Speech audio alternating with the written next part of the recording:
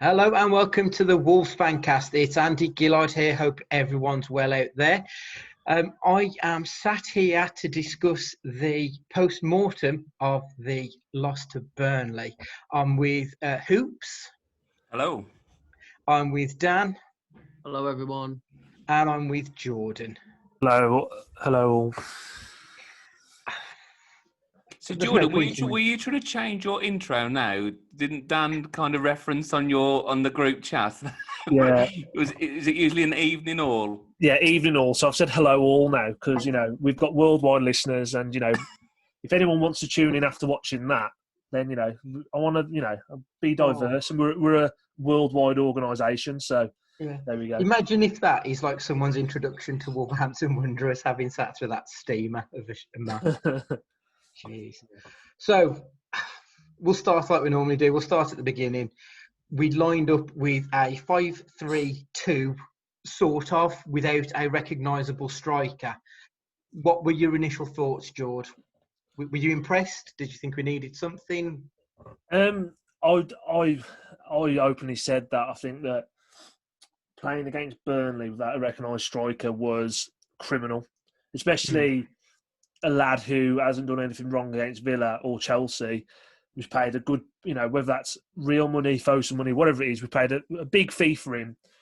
Jimenez is out. We've got to persist with him and play him. So I was shocked that he didn't play, but I also get the viewpoint of we were trying something a bit different and maybe being intricate around Tarkowski and me, who are obviously big, strong central defenders that you might want to play on the ball, play on the floor, and, play through them rather than play around them. Quickly saw that Otasawi ended up playing as a target man, which is bollocks in terms of, he played 45 minutes against Chelsea, arguably man of the match. He's a central midfield enforcer. And we just say, go on, go up there. And we started lumping balls to him, which is not his game at all. So I felt unfair on that. And, like I say, pre-game, thought he got it slightly wrong. Evidently watching that 90 minutes, he got it horribly wrong. Absolutely. Dan, thoughts on the lack of Silva starting? I think one of the most frustrating things with being on a podcast is we all have to speak with hindsight. We all said, I think the majority of us said before the game that we had to go 5 at the back just to deal with their aerial and bombardment that was always going to come. But we struggled with that. And like I said, when you ain't got a focal point up front, I know he's only a kid, but like what Jordan said, he's done all right in the 2 games against Villa and Chelsea. I mean, his short cameo tonight, he did more than what Otasawi did, where he was crowbarred into a position where he's not comfortable in. I think that was evident from the off, really. He put himself in bed, but he looked gangly and very ineffective for me tonight. It's all hindsight, but he massively got that lineup wrong tonight. The other alteration in the team was Ait Nouri came in for Marcel. Hoops, was that a move you would have gone, trying to use our attacking fullbacks, or would you have wanted to keep it a bit sturdier down the left, knowing that you've got someone like Dwight McNeil coming up against you? It's a good point. I mean, as Dan says, it's hindsight. I mean, to answer your question, first of all, there in terms of Marcel and Nouri, I mean, Marcel's been excellent, hasn't he, recently? I think he's developed a level of consistency. And across the back line, he's arguably, or probably there isn't an argument actually, he's been our most consistent. However, in respect to the team, it'd be easy to say, I didn't think it would work out. I was actually all right with it because, Dan and Jordan both said, Silva's done all right. That's all he's done, really. He could be on, go on to do brilliant, but he's done all right. So to me, he's still bedding in, irrespective of price tag. Nuno's got to see it as it is, and he's done okay. And I think there was just a general perception that, rightly or wrongly, Silva would have just been bullied out of this game. So I could see the logic. Did it work out? Well, you can say now, no. And, when he came on, he's got the penalty and he's looked okay. But for me, the Marcel one is more of not a concern, but one which surprised me because, again, Nouri seems a player who is going to take a little time to settle in. He needs a bedding in process. And Marcel just seems very steady and actually would suit the sort of attack from Burnley. But I guess to your point, Andy, maybe in Nuno's thinking was the fact that he would get forward more and give us more offensively, and to kind of counter Burnley. But yeah, the one sort of as it was born out was Otasowie, as I agree with both of you, that just didn't make sense. But some of the other selections, I can't say I didn't think there was logic there, because I do think there was, but ultimately it hasn't worked out. Yeah, and from what we've heard from Sky commentators, the change in the back line was an enforced one because Willy Bolly picked up a knock. This is the first I've heard of this. I mean, I know they tend to play their cards close to the chest, but it didn't fill me with hope when we had two left footers, one of which would be playing on the right of the back three either. I felt we looked quite unbalanced, and that back three is obviously where we build most of our attacks from. So I really don't think that helped. Has anyone heard anything about this Willy Bolly injury other than what was mentioned tonight? I saw something on Twitter, but that was only because of fantasy football purposes that it come up about Bolly might be out or carrying a knock or whatever it is. But yeah, sort of the problem is you look at it, and again, everything's in hindsight, but you look at our team or you look at that back three, all three of those players were with us or in and around the squad. The championship season we had, I believe Kilman was there in the under-23s. Our back three tonight were two central midfielders converted into centre halves from the championship, and the other one was playing futsal, which everyone I'm sure is fucking aware of now. And we're playing for Maidenhead. Like we're in the third season now into the Premier League. We've come 7th and 7th. Last season we were in Europe. We haven't improved at the back at all. No, like we haven't. our quality, I think our recruitment has been really shit, to be honest with you. If you look at it on a whole, of course, there's gems in there, your Netos and your Pedences and all that sort of stuff. But that 11 tonight, and I know Jimenez is in force because of the serious injuries he had. I think that 11 that started tonight was weaker than the 11 that started against Everton the first game of the season in the Premier League. I think we're going backwards, personally. I think, yeah. I mean, I know obviously there's Johnny Otto as well, which I know you'll acknowledge. But yeah, I don't necessarily disagree. Semedo, Ainouri or Marcel, but I guess more to your point of your centre halves, really. I mean, Saïs for me, as well, I don't really expect a side, as you're saying, to be in the third season of the Premier League to still have Saïs, with it close to the team. No disrespect to the guy, but, is that the level that we need to stay at? I think retaining someone like Saïs, as fantastic as he's been, you would think that, we could have recruited better for that type of replacement. So the lineup, just for comparisons, the lineup against Everton on the first game of the season 2 years ago: Patricio, Bennett, Bolly, Cody, Doherty, Neves, Johnny, Moutinho, Jimenez, Costa and Jota. So realistically, we've lost Jota and Costa and Doherty from the team. I know obviously we've got a few enforced changes, as you mentioned, but realistically, we don't look massively stronger now that we're 2.5 years on from that team. I think that's quite a good call, to be honest, George.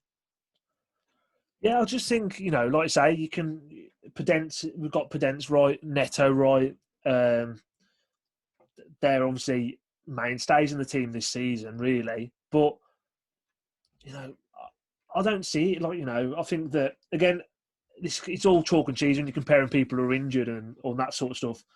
I think Semedo is getting a bit of unfair criticism on the whole. And whatever you think of Doherty, as of now, in December, Semedo's not worth £22 million more than Doherty. Whatever you think of Doherty. No. So, in that sort of sense, monetary-wise, financially wise, we're weaker. Johnny, for me, is our best defender. I've said it, to the cows come home. And I'm not being funny. I'd rather have Ryan Bennett playing over Max Kilman on the right-hand side of a back three. Very limited, but that sort of game tonight, and again, I can't believe I'm saying I want Ryan Bennett back in this Wolves team moving forward, but you know what I mean, though? It's sort of, he'd have done a better job tonight than a Kilman or a Sace because he's better in the air and more robust as a defender. So, yeah, for me, recruitment's massive. And I know we mentioned it before the podcast started, or Dan did. We've got to get it right in January because I think we're sleepwalking into trouble, basically. And again, we're not going down, but I just think we're going backwards. And that trajectory will depend on who we buy in January and how we move forward from this. Absolutely. So obviously the other issue is at the front end of the pitch. Let's be honest, we've never really been prolific as long as we've been in the Premier League. Most of our goals came from the triumvirate of Doherty, Jota and Jimenez last season. I mean, we've lost all three of those either through enforced changes or because we've sold them. There's no one else in that team who's got much of a pedigree of goal scoring. So how do you solve a problem like that? I mean, Dan, what do you think? How are we going to solve this problem of scoring goals? Who do you look to? Good question, isn't it? We just need to try and pick up as many points as we can before the January transfer window. Otherwise, like I say, we're going to start looking over our shoulder. You look at the sort of the mile at Arsenal. I mean, I think they're only 6 points behind us. Yeah. And Arsenal have been spoke about. It's been a terrible team. So it could quickly become a very nervous situation if we don't start picking up points soon. And then going into January, I mean, I've made my thoughts clear on Twitter. We get beat by the Albion. It's pandemonium. It's dandemonium. I will not be happy if we go into the January transfer win. If we go into that game, I think it's the 16th of January, if we haven't got a new striker in for that game, and Jimenez, I don't think he's going to play this season again. If we haven't got a new striker in for that Albion game, our recruitment and the owners need to give their heads a wobble because we're going to slowly start drifting towards that bottom half, and we need a striker badly because we can't rely on Fabio. He hasn't been brought in to be our focal point yet. He's not ready. He might get the occasional goal, and I think he will come good in the end, but he's not ready right now, and we can't throw him under the bus by making him our saviour. Yeah, it's a lot to ask of a young man, isn't it? I think that's the thing, and I think realistically, I mentioned on Twitter, you've got players, who've got international caps, loads more experience in the bank, whereby Nuno wasn't so dependent on and would bed them in for longer, whereas Silva, because of the circumstances, is straight in. Now we can kind of go back to the window and say we're a bit naive, maybe, and not bringing more of an experienced striker to kind of, challenge. And I think that is a little bit of naivety, but I mean, God, he's got to know at the end of the day, if he hasn't started Silva today, and I really hope it kicks on and this goal gives him a bit of confidence. But the reality, I can build an argument for him not starting against Burnley, but irrespective of that, if you're not starting Silva, then that tells me, he's not ready, and he's not ready in Nuno's eyes. So we've got to get a striker. I mean, when Podence and Neto are on fire, it's great, but particularly with a game against sort of Burnley where you just want someone to hold the ball and dictate play and keep possession, we've got to get that striker. So, and arguably on tonight's performance, there's there's a good case for, at least another centre-half as well. Yeah, absolutely. What about an extra midfielder? Because I don't know about you guys, I thought Ruben Neves was absolutely dog shit tonight. One of his worst performances in a Wolves shirt. I don't think he completed half of his passes when I was watching. Every ball just seemed to fall to a Burnley player. Do we need some midfield reinforcements as well? What are we thinking? It almost needs a reset or we just need to add to the team, but not just add to the team for vanity. Add to the starting 11 because it's very samey. And I think that watching Neves tonight, he sort of played to the tune of Burnley's tempo. He was trying to play. Everything seemed rushed. He was trying to rush. Everything was like forward. Usually he'd recycle possession, they'd take the time with it, then they'd launch, the crossfield pass, switch to the play, dictate it. It just seemed to be, I don't know what he was doing tonight. Like I say, it was a very, I want to say it was an alien performance, but actually he's been so hot, more so cold recently, that it's not don't get me wrong, tonight was probably the worst he's played, but he has had a few bad performances in recent times. So for me, it's alarming. There's a lot of things that are alarming with throughout the whole team. Touch on back on your point there about where the goals are coming from and stuff. Like Neto and Podence are more creators than goal scorers, and I don't think they'll both of them. I don't think will get over 8 league goals this season. I do think they're more creators. And when you add to the mix then as well of no Jimenez, Fabio not being potentially ready, and then Adama Traore, I know he's come off the bench tonight, but that's 20 games now, 20 league games now, no goal, no assist. It's just not good enough. Oof, you know what I mean? This is a player who, you watched him tonight, he was just going down alleys again, wasn't he? Like, just no end product. But again, to stick up for Traore, his game is getting to the byline and whipping a crossing. He ain't got anyone to aim for there, really. So I do feel sorry for him in that extent tonight, but yeah, it's sort of it's just alarming for me. I just don't know. I don't see where goals are coming from and victories.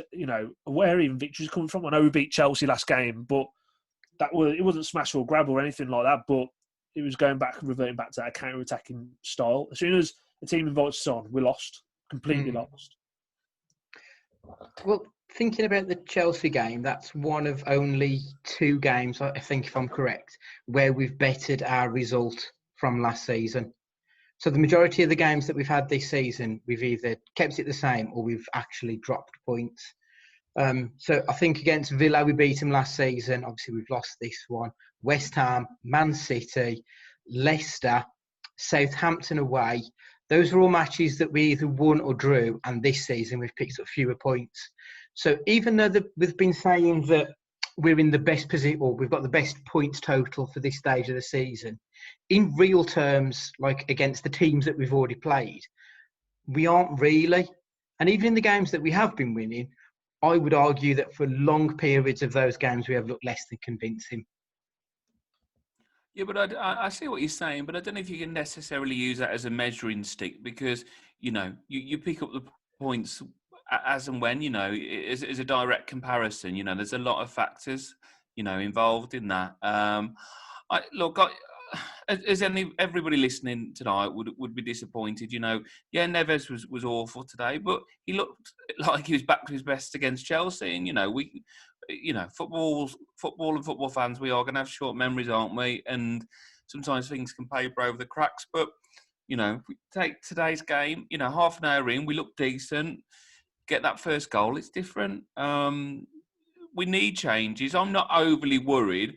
But I think it would be naive as a fan, and certainly naive, as a manager, to think that we don't need reinforcements. And I'm comfortable he's going to bring people in because he's tweaking. And we talk about this transitional season, and it's just going to piss people off hearing it because, to Jordan's point, we can be transitional, but surely we should be progressive as well. We should be looking to improve and advance. So. Transition, okay, but let's not just write off the season on the basis that we're transitioning because these players should be looking to evolve and the squad should be looking to evolve as well. Now, ultimately, that they've got training sessions day in, day out to iron out these sort of things, So that's only going to go on for so long, but we've got some tough fixtures coming up, and I think after that performance, as Stan said, I think we're just waiting for January, but I'm disappointed, but I'm trying to find some context in this because I think, with a few tweaks and this young squad, what was the average age? I think 25 with Moutinho dropping it down. We've got players who can hopefully can develop and push on. Silva, Naori, and even Vitinha for the second half of the season. Those are the positives anyway that I can try and draw. Yeah. So we've spoken about the back three. There's another player really who's been singled out over the last few weeks has been shit, for want of a better word, and that would be Nelson Semedo. We had a couple of questions in from Salp Demore and James Dickinson questioning about Semedo.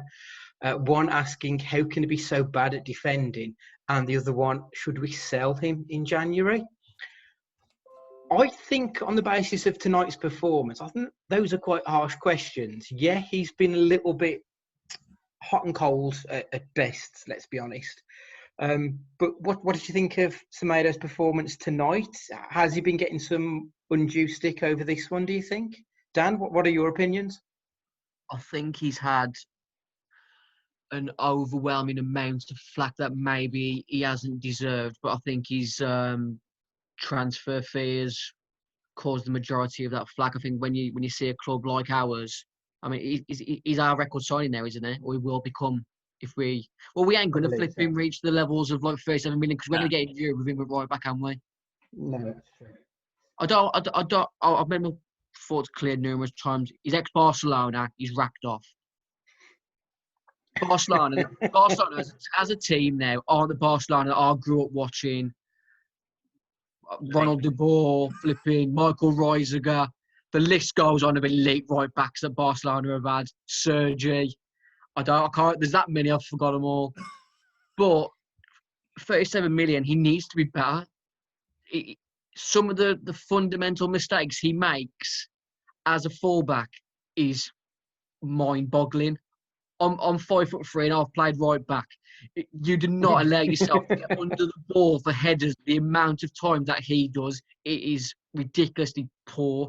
I understand he might have looked good going forward for Barcelona, but if you can't defend as your first step, you're not useless going forward.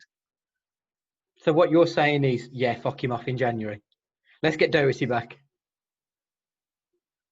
I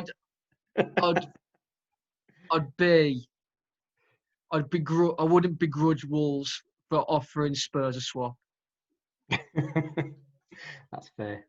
Hoops, what are your opinions on the divisive Nelson Semedo? I think he's becoming a bit of a scapegoat, but yeah, I think some of it is probably fair, some of it is unjust. And I think as Dan was referencing as well, that the profile of the player, I think, dictates people's expectations. And I don't think he's lived up to probably everyone's expectations. I think we were probably all excited to get him in, and he hasn't delivered consistently. There'll be people like Gully or Ben Husbands of this world who will all say tactically he's this and he's that and we're digging him out. But, generally he hasn't got it together. We won't sell him. It will be such an admission, and we're not going to obviously sell a player who's not in good form for such a low fee. So from a business point of view, that's not going to happen. So I'm just hoping he has a better second half of the season. I'll try and make comparisons and try and be fair to him and say he's coming out of a Barcelona side and set up. But you know what I mean? Look, Johnny came out of the same league as a fullback and has settled quite quickly. He's not a kid, so there's no reason why he can't adapt. But maybe he's just one of those players that just doesn't work with this system. Maybe he's used to better quality players. I don't know. Maybe I'm just making excuses for him, but it hasn't worked out so far overall. But I don't know, George. What do you think? Do you think you got to leave the door open for him? No, you can't get rid of him because it's not just on the fee, but there's obviously a play there. Yeah, for me, it's. I think a lot of it has been a bit. Was probably a bit unjust at times, but he doesn't help himself, does he? Like I saw on Twitter about him, people slagging him off for that first goal because it's come down the left, and where was he? Because he basically was at the top of the end of the pitch where the attacks broke down. But actually, when you watch it back, and Dan put a picture in the group, he's jogging, isn't he? You know what I mean? It's it's lethargic. There's no urgency. There's no. Yeah, I don't know. Like, I want to stick up for him because I do think there's a player in there, and I feel like we keep chopping and changing system. We keep chopping and changing who's playing in front of him, whether it's Traoré, Neto, Otasawi, who knows who might end up there by the end of the season. So I feel like you've got to give him a bit of time, and we're quite used to. I think we got quite lucky in the way that we brought Raul, we brought Johnny, we brought. Podence to some extent and Neto again to some extent where they took to the league quicker than others. You've got to remember, Dendonk didn't even play for us, did he, for 6 months? And the fact that we sold Doherty is we've had to just put him in. And I think there is a player there. I wouldn't want to write him off just yet, but my point what I made earlier, is he £22 million better than Matt Doherty? Absolutely not. On the evidence right now, absolutely not. But he's also not had a settled backline, has he, as well, you know? No. So, that you know, I know I'm trying to play a little bit of devil's advocate, but I actually think it's fair because I think you can kind of go too far on one way with him. And, you know, sometimes it just doesn't click straight away. So, you know, he's had to adjust to that. But no, I mean, you can't... Anyone can't build an argument in terms of, you know, if you're looking at it from a value point of view. But look, you know, Doc had a good run with us, and that was that time. I don't think we're going to be harbouring back to Doc. You know, we try and make it work with Nelson. Dan, did you have a point to make? Talk about like players needing like a bedding in period, and you look at how sort of shaky we've been at the back, and we was talking about right centre backs earlier. Why hasn't Hove been given a chance yet? I was going to come to Keanu. You are right. Yeah, obviously we spent 12 million on him, so it's not chump change we've spent there. Played in that West Ham game. I think he came off the bench against West Ham, had a cameo, but apart from playing in the flipping #1 pizza competition, where is he? Does Nuno not rate him? Is he another player that needs bedding in time? Obviously, I can't see Nuno dropping Semedo because of the price, which is, on his current form, ridiculous for me. I think it's more of that. I think it's more of a price tag thing, and I don't want to say he's got his favourites, but it's he's a record fee. He's come from Barcelona. He's Portuguese. There's so many factors as to why Nuno would drop him. I think that might be in the back of his head, but ultimately, put it like this, if Johnny was fit, Johnny would be playing right wing back right now, wouldn't he? And Marcel would be playing left, even if Johnny was remotely fit. I still want to give him a bit of time. I don't want to write him off yet, but it's got to change quick, hasn't it? Because even from Doherty, from a defensive point of view, say what you want about him. He was very much, as it proved by moving to Spurs, he was very much a system player. He suited our system, playing 5 at the back. But we've lost that attacking output now. And Semedo, he's not going to give us those sort of returns in goals or assists that Doherty did. Whatever you think of him as a footballer against Doherty, those actual stats, if that's what you're looking at in black and white, he's never going to beat those stats. I can tell you that now. No chance. Matt Doherty is the fullback equivalent of Lionel Messi. Hear me out. He is a fantastic system player. But put him in another team, it doesn't work out. You're just bringing Messi into this. Stop it. Just shut up about Messi. I've been distracted because I've just read a couple of Twitter. Nuno's laid into the referee tonight.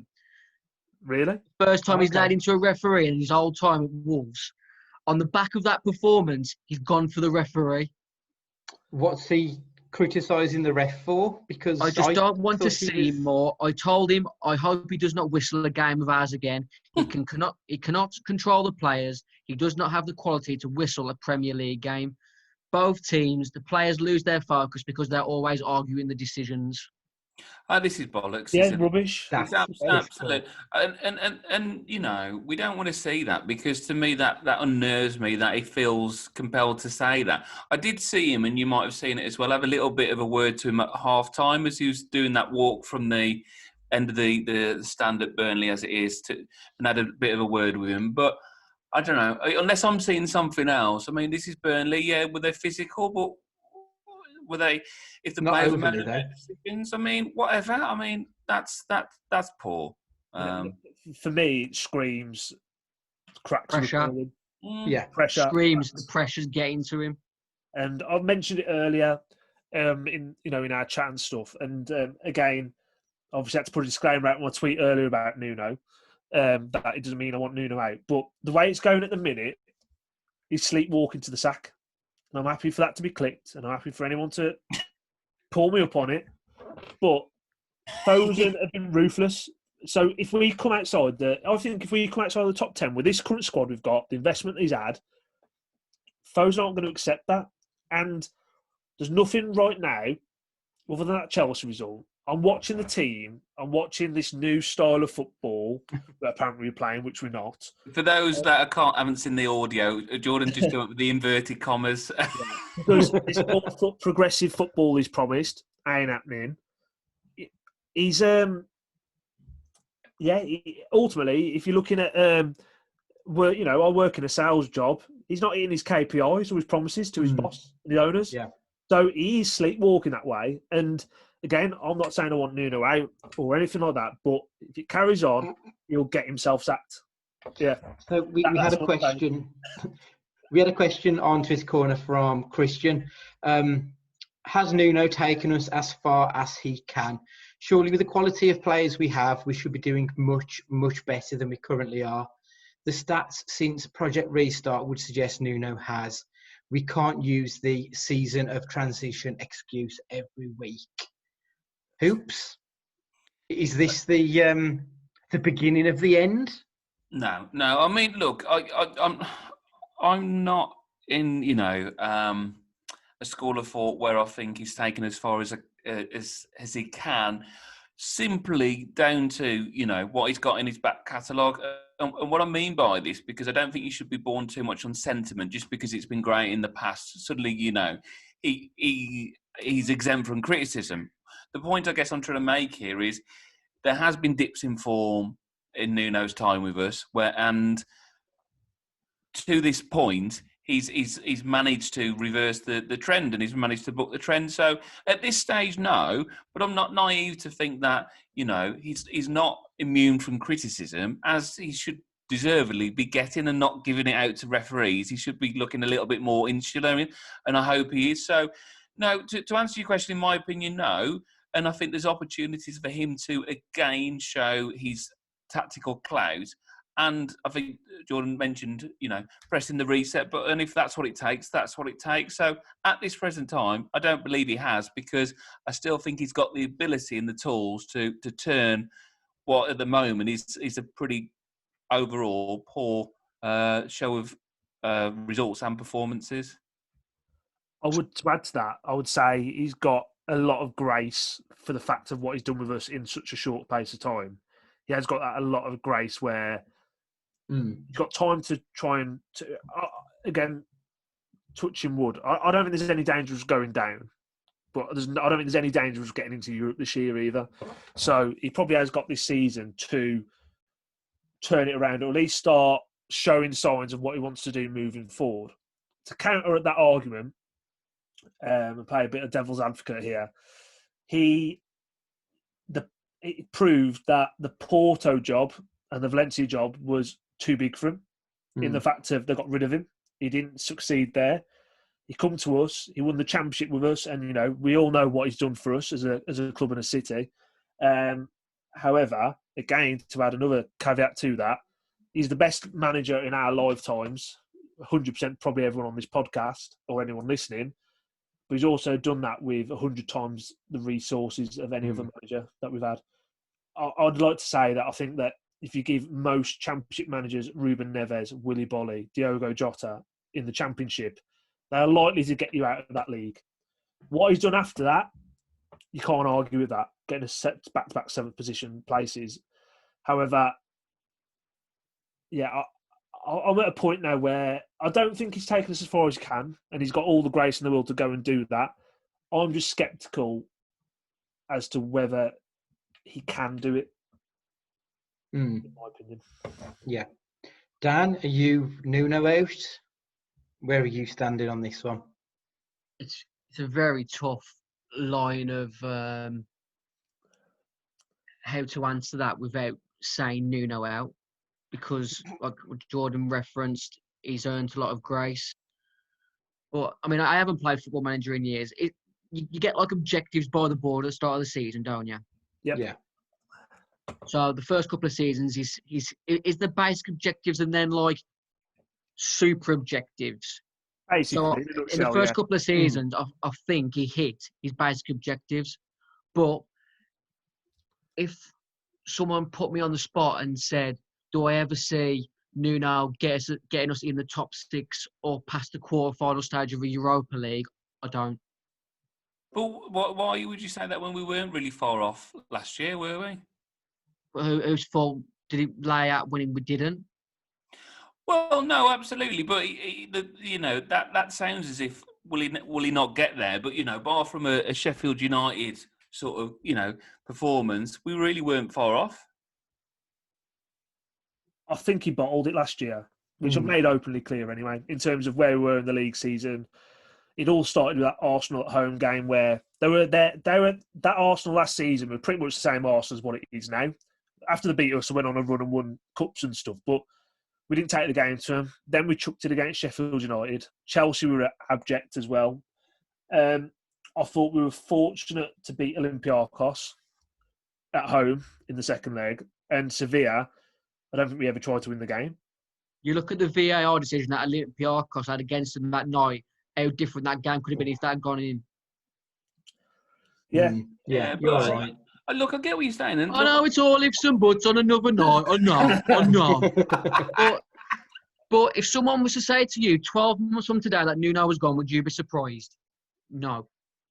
I wouldn't be surprised. And I'm frustrated with how it's gone this season. But I'm bringing a bit of context to this because came down to the last game and was just picked by Spurs, and we weren't far off. So I still feel that there's enough within him that he can jig this squad to get us to finish in the top 6.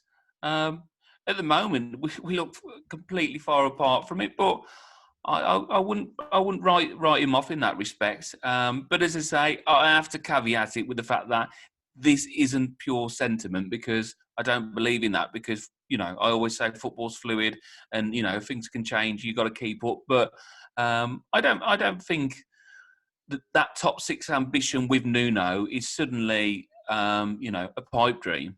No, it's not a pipe dream. I just think there's zero chance of it this season with on the basis of Liverpool and Man City are what they are. Chelsea improved massively in the summer. Spurs improved massively in the summer. Leicester, Everton, Southampton. This is all in the transfer window, by the way. They've all improved massively. They're stronger than us, as the table's proven at the moment. West Ham, David Moyes has got them going. Whatever you think of them as a squad or a team, the stuff does 4-0.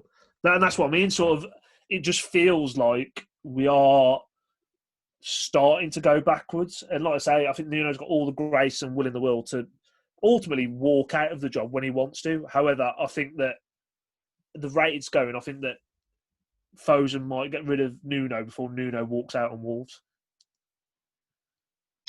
That's fair, to be honest. We spoke obviously at great length about what a shit show it's been tonight. The one bright spot even. Fabio finally got off the 0 goals. I thought he did well to win the penalty, and then I thought it was a hell of a finish on the penalty.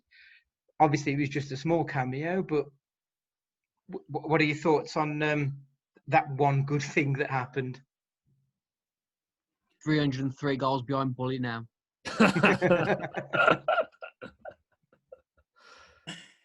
I think we all just hope it's a platform. Ultimately, we hope that that, and that's all we can hope for, and it gives him confidence. Because God, it can't be easy for the kid when he's been thrust upon, onto the scene with sort of the Jimenez injury, and then he's been brought in, taken out, which again would have knocked his confidence. But I think we just hope it's a platform and gives him confidence into the next game.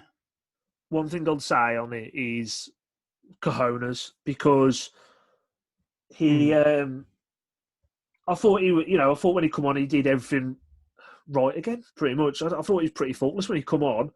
He did well. He manufactured winning the penalty himself. He dusted himself off. And as an 18-year-old lad, he could have quite easily shied away and give the ball to Moutinho or Neto or someone else. And he grabbed the ball. I'm having it, and he put it away nicely. And I think that shows the sort of the level of play we've got there, the confidence. He's definitely confident, and I think that he's just got to grow into that body. And I think we've got a serious player on our hands here. It's just, you've got to give him time. We've got to let him embed. And we'll see the best of Fabio Silva in a couple of years' time. Whether that's he's still at the club or not, or whether Mendes moves him on and his monopoly go like merry-go-round, who knows? But I'd like to see him stay for the long haul. And I think there's a real talent there. I don't know if it ain't the right saying, really. He's not been thrown under the bus, but we're asking so much of this kid. I think someone mentioned him before the game. We were talking about Sam Vokes, how good he was for us when we got promoted. We had like 3 strikers ahead of him that season. For me, I had Ebanks, Iwalu, Keogh. Fabio Silva shouldn't even be our second striker this season. And now somehow, out of a miraculous, unfortunate turn of events, he's our main striker. We have to persist with him as our main focal point in these games going forward until we bring someone else in, because at the moment we're asking too much of Neto and Powders to create everything on their own without a focal point. No, I think Dan's spot on, and I think as I said earlier, we wouldn't expect him to be playing in these games or to be involved. Potentially, there may have been a loan or just a drip feed of games in the cup competition. So for him to suddenly become our focal point is huge. But then, if it's 6 or 12 months earlier than we expected and opportunities that arise from it, you've got to just manage him right, haven't you, really? Because, if he's played too much, then it can hurt his confidence. But, ultimately there's opportunities there. Look, we talked about it earlier. He needs support in January, there's no question. But that's not going to do him any harm, is it? Getting a penalty today, under the circumstances. We're talking about the sliding doors moment in the Fancast numerous times. If he would have missed that penalty tonight, a lot of Wolves fans would have seriously wrote him off forever. 100%. So fair play to the kid for putting it away. Yeah, definitely.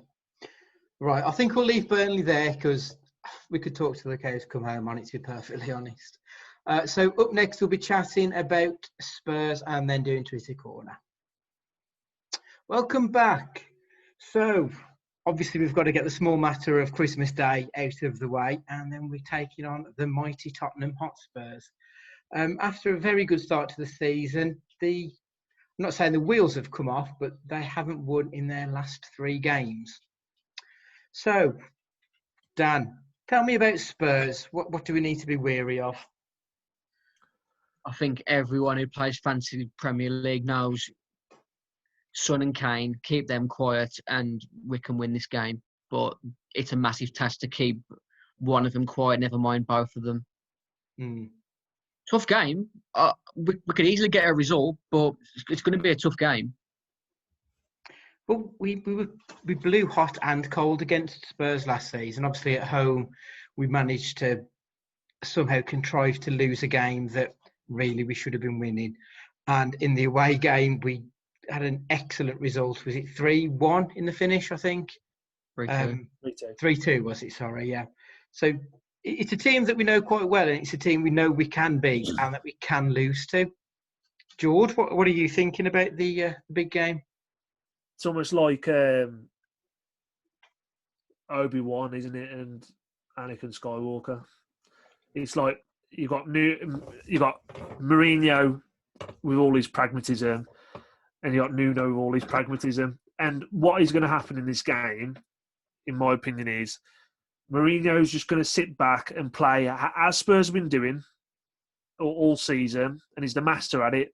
And I think he's great. I love him. I watched the documentary, love his ethos, shithousing, all that sort of stuff. I actually quite admire Mourinho for what he's done. Spurs are going to invite us on we're going to be able to play. We're going to play in front of them, like we've done against Burnley, but they've got a lot more quality going forward than what Burnley have. And you saw what Burnley have done to us tonight. So we need to be careful, basically, of that threat of Son and Kane on the break, because I've got no doubt we'll probably end up with more of the ball. We'll probably be playing, look a bit pretty in front of them. But when they counter, they can really, really hurt you. So we need to be careful. I think it's a winnable game, but it's all about what you do.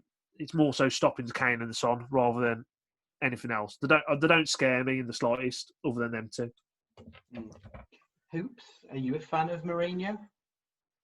I do. I like Mourinho. I think like many of us, like Jordan referenced, have watched the documentary, and I do like him, and I've liked him since he sort of burst into the scene. But look, the way I look at this Spurs game, I think knowing that they're on a bit of a bad run of form, I was kind of hoping we'd get a good win tonight, and then it would be less pressure for the Spurs game. But to flip that now, what a great opportunity to reverse the trend. As Andy referenced there in the introduction to Spurs, it's a team we know well. It's a team Nuno knows well.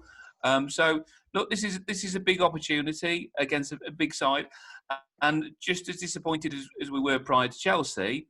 Look, let's go and take on another side in the capital, a high-profile side, and let's go and do the job. And nothing would surprise any of us listening here if we go and do a job, against Spurs, because it's just maybe that's just what the seasons are going to be like this year. So we're more than capable, absolutely. Who else do we need to be looking out for? Obviously, they spent a bit of money in the summer bringing in Vinicius. Is that how we pronounce it? The young striker. So I think they've got some capable backup there as well as obviously your two main men. I quite like the look of that Højbjerg as well. He's just like a proper old school shithouse, but I quite like him. Is there anyone else in the teams that you like the look of? Is that Irish fullback they've got? I think. Yeah. The one from an attacking point of view is Reguilon as well, the left back, who he'll come marauding forward, and Semedo's going to have to play well against him. He's got pace. He's got a lot of ability. So yeah, Semedo's going to be tested as well. So hopefully he passes that acid test, and we can put a bit of a shine on his name and Barcelona as the biggest club in Spain that they are. Dan looks unimpressed at that comment. I'm buffering. Are you buffering like in terms of the computer, or you kind of buffering in terms of like your mental capacity, the stupidity of the comment I've just heard? Yeah. Have you seen how hairy his arms are? Yeah. Look at him. There you go. Sorry. Yeah, but I think Jordan's trying to balance it with the hair on our face, really, that hair, because it's a pretty hairy podcast, this is, isn't it? Yeah. It kind of we look like the hairy bikers, actually, across here, I think. Plenty of beards going cameo, anyway. So how would you line up against Spurs? Obviously, Nuno's been tinkering between 5-3-2, 3-4-3, 4-3-3, 4-2-3-1, Christmas tree, all these different bollocks. How are you going to line up? What's the best way to nullify Spurs' attack? Because for me, they do have several outlets. Like you say, you've got the quite a strong left side, which is going to be up against Semedo. Do you want to leave Semedo exposed going up against one with Son and Reguilon, or do you put Traore on as well and try and at least occupy their players? What formation would you be going for? Hoops, what are you thinking? Maybe 1-9-1. No, I don't know. I think all I want to see is a reaction. In terms of formation and tactically, I'm not too sure. I just hope that we kind of don't pay them too much of a compliment and play to our strengths. In terms of how I see us personnel-wise, I would be surprised if he changes formation at the back, but personnel, I think I would expect to see some changes. Marcel coming in, for example, and I don't know. Do you think? What do you think? Do you think he's going to go Fabio on the basis of this game? Because was the Otasoe sort of selection of where he was purely based on the fact that Burnley had those lumps as centre halves to occupy? So that's got to be a different approach against Spurs, as Jordan says, from a side that are kind of a little bit like Wolves were in their peak in terms of retaining possession and kind of happy to sit off. So I would like to see Fabio given a run. I've got to be honest. I don't see the point in him just getting 5 and 10 minutes here and there. It's not really going to help his progression. I know it's throwing him in at the deep end, but I think as a player, they do get that sink or swim moment, and this could very well be his. Plus, you're playing against Spurs, who they're players that they are good on the ground. They can play, so why not run at them and test them? I think personally. Dan, what do you think about Silva? Are you starting him? Are you benching him and keeping him for later on in the game, or what do you think? It's a tough one purely because they're good Tottenham are going forward, but it's obviously it's all hindsight again. We should be trying to make the most out of our players instead of trying to stifle another team by negating ourselves. I thought 4-2-3-1 for me, but then you are leaving yourself open to be attacked against Son, Kane, Bergwijn, Dombele. But I still think we've got players in our front line to outscore a lot of teams. It's a tough one at the moment because defensively, I don't think we're that great, but I think we can score goals if we've got Neto, Podence, Adama, and Fabio on that field. It's a tough one. I don't envy Nuno at the moment, but I think it goes back to how poor our summer recruitment was. We ain't got a lot to play with. Jordan, thoughts?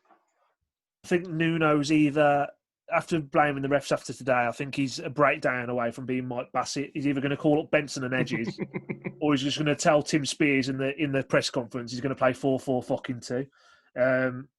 I don't know. He's the answer. It's and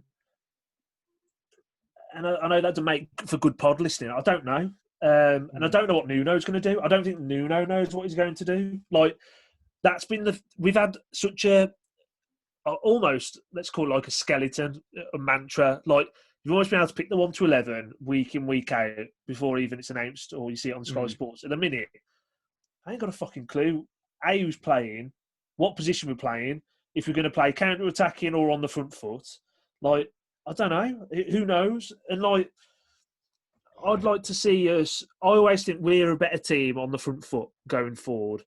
But Dan's hit the nail on the head at the minute. Like, I don't want to play 4 at the back. If that means playing Cody and Sace centre halves, or I don't feel like we've got the players to play that system. I almost feel like we need to be. I think the squad of players we've brought have been naturally to play the 3-4-3, 3-5-2, 5-3, whatever you want to call it. And as much as I want to see all these players on the pitch, I don't think we're good enough to be that expansive.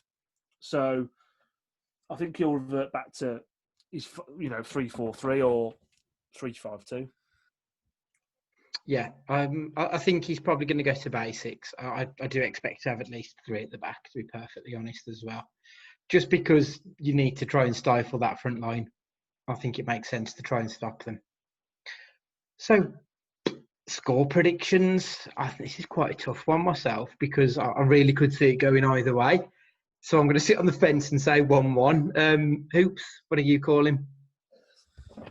I was going to go 1-1. I was just thinking at this point in time, kind of just a confident and a more improved draw would do me. So yeah, I'd also go. Well, just to vary it slightly, I'll go to. Oh no, I don't think there'll be a lot of goals in this one. I don't know. Shit, 0-0. But if it's a good 0-0, I'll take it. George, what about yourself? I think for the first time ever on here, I'm going to predict a defeat. I just can't. I've got no confidence in this at the minute, and that's a real shame. I think we'll lose 2-0. Dan, put us out of our misery. What do you reckon? I'm with Jordan here. To be honest, I really fear for us against this Tottenham side. I think that good going forward. Like you said, is it 3 defeats in a row they've had now? A draw against Palace, and then they've lost the last 2. So I mean, yeah, they need to get back on winning ways, don't they? 2-1 to them. You decide. I feel like we should splice Adam Price in to tell us that we're going to win 4-0, just for that little bit of levity. Right, so Twitter Corner. Our very own Kim has sent us a question. Name something more frustrating than our short corners. What the fuck was that about tonight? That was ridiculous. I know. I was just catching up on some tweets actually. What that made me laugh, and I think it was Jason Jeffries who was on. Saw us from the pack. Quick plug recently. He said, "I bet we're going to take a short penalty." Because to Kim's point, but the thing is, I'll have to try and stick up for the short corners here, but they are painful to watch. Against Burnley, you're not going to get much joy, are you? You know, ultimately by lumping it into the box. So they were trying to play around that, but irrespective of who we play, they're persevering with these short corners, but they haven't worked yet, have they? I get the idea to lay it out to Neves on the half volley shoot, but they're not working, and they are really frustrating to watch. Mm. I don't get the whole point of the short corners, because either way, the ball's going in the box. Yeah. Get in the shitter. Players out of position, isn't it? I think, but you're making it, not you personally, Hoops. Nuno or whoever is making it out like Burnley and some 20-foot monsters that like Space Jam or something. It's ridiculous. Get the ball in the box. All it takes is like the slightest ricochet to land to one of your players. I mean, at one point, we had 3 players around the corner flag. It's ridiculous. The only thing that's more frustrating than our short corners is when people don't let you out of the junction. Jordan, opinions? They're just bollocks. I just don't see that. Just get it in there. Like, you're right. Anything can happen. Ricochet, anything. Handballs are stupid. Just compete. You might land on a defender's arm. You're probably going to get a penalty. Yeah. Their defender might clear with his head, and then it might land to Neves on the edge of the box, like the plan from the short corner. Yeah. Just get it in the box. Yeah. Stop wasting your defenders running up for no reason. Yeah, it really pains me because I can't. You'd have to tell me if I'm wrong. I can't remember one short corner ever working for us under Nuno. There might be one, but I mean that one earlier with Podence and Neto and Martino by the ball. They don't know what to do with it though. Then like Martino roll and they're like, shit. Do you want it? And it just fucking breaks down. It's pathetic. Yeah. It doesn't feel like it's been worked on, does it? It's just, it looks chaotic and not in a good way either. It feels to me like Martino has to be involved in a set piece. He has to touch the ball within the sequence, otherwise it doesn't count. It might be in his contract. It genuinely might be. It would not surprise me. Mm. Yeah. Honestly, if they're doing these short corners at the minute and Martino come and waved at me, I'll tell him to fuck off. Put the ball in the box. Samuel, put it in the box. You wave him off. But the thing is, like I say, I mean, you can kind of try and balance it because there's got to be a reason for it. At the end of the day, there's got to be a reason for it, and Nuno would probably say he's playing to his strengths. He's playing it on the floor. He's trying to bring players out of position. But as Dan's reference, it makes a bit of a mockery as if with this timid junior side and we're up against, the Holland Globetrotters or Space Jam FC, as he said. You've got to back yourself, haven't you? You've got players there that can surely win the ball or cause issues in the box. But at the moment, it's actually what it's doing. It's giving their defenders more time to organise. Yeah, absolutely. Elliot Rollison asks, unlimited pigs in blankets or never have to play at Burnley again? Which would you choose? Dan, pigs in blankets or Burnley? Which one would you prefer? I don't get the sense of the question. Does that mean that you can never have pigs in blanket or? No, unlimited. So you can have all of them, like as many as you want, but you've got to play at Burnley again. Or no pigs in blanket ever, and we don't ever have to get to that shithole again. What would you choose? I'm just still boggled by the question. So we basically just lose 3 points every season at Burnley for the sake of some pigs in blankets. Is that the question? He hasn't gone into that much depth. That's the question, Jordan, yeah? Yeah, I think so. Grow up. Dan, are you going to have pigs in blanket at Christmas Day? Probably, but not like it's... I mean, like, the question, like, just would I rather have a finger cut off or play at Burnley every week? I'd probably play at Burnley every week. It's just shut up. Grow up. Pigs in blankets. Pack your bags. That's one subscriber we lost. Yeah. Sorry, Elliot. Dan's on one tonight, mate. Sorry. Todd DeWitt asks, I'm scared to ask this now because of Dan. What exactly is eggnog? What's eggnog? We don't really have it in this country, do we? I don't think, other than in the Starbucks eggnog latte. That's the only thing I know of. And you've ever tried it? I think it's alcoholic. That's all I know about it. Yeah, I think it's bang average. But it I've was. never tried it. I had a Christmas quiz at work though, and it is the origins are from England, I believe. Okay. But I don't know what. Yeah, I don't know. I guess if Todd's asking it, he must kind of think that it's a British thing. But What would you rather have? Unlimited eggnog. or not play at Bramall Lane.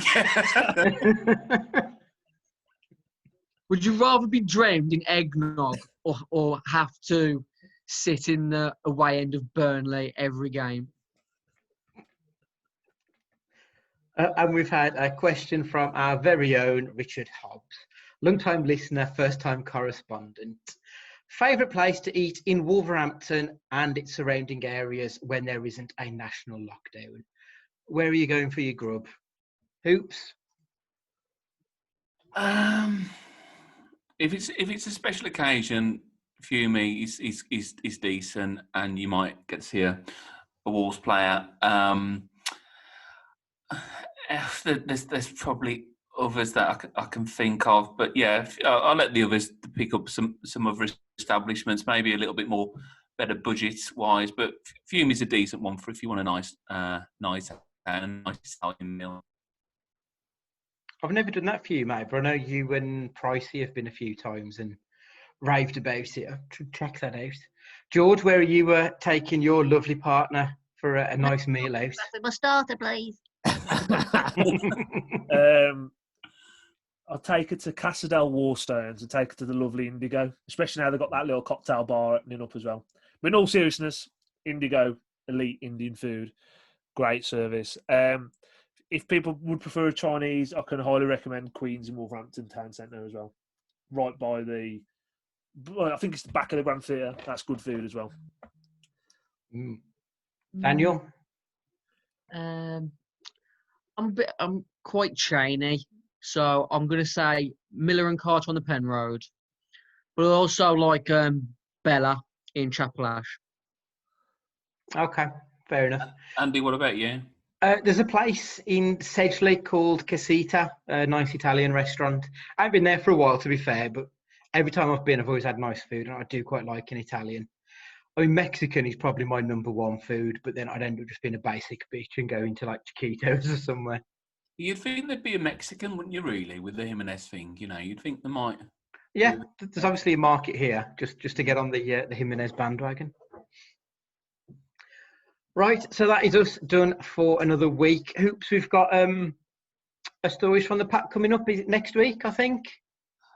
Well, hopefully I'll get it out before Christmas. I recorded one with Aid, who's if people have seen online, he's a massive Wolves fan. He's part of the Dancing Bin Men who are looking for Christmas number one. So I have recorded one with him, but we're going to have to do a take two because there was some technical difficulties. So hopefully that will be with you soon. But yeah, I don't think we're having a break for Christmas. I think as a Fancast overall, we'll have the post-match pods and there'll be lots going on. Have we got another mental health one coming up or? Matt's working on some stuff at the minute, but I don't think there's anything in the diary. Just waiting for a few things to click at the moment. So and a shout out for the guys who did the racism pod as well. Yeah, I really enjoyed that. I thought the gents did really well. Yeah, a tricky subject that I thought they handled very well, especially considering who was on the pod. Considering we all do this just for the love of Wolves, the content that this channel is putting out on a regular basis gets better by the week. The Let's Talk About Racism episode was another fine spot by the group and another good listen, really. It's not something I'm very educated on, but it was very insightful, and I advise everyone to go and listen to it if they haven't already. Yeah, absolutely. Obviously, we've got a massive back catalogue. Check out our website. It's got a bit of everything from the serious to the not so serious on there. So I do implore you to check it out. So we're done for another week. We'll be back. Maybe we'll be back with hoops if you can get it sorted before Christmas. If not, we'll see you for the post Spurs podcast. So that's goodbye from all of us, hoops. Yeah, and Merry Christmas to all our listeners, wherever you may be listening, whatever you're doing. Yeah, thanks for all your support this year as well, and hopefully everyone enjoys the festive period. Dan? Merry Christmas. Stay safe. Don't drink and drive. Much love. God bless.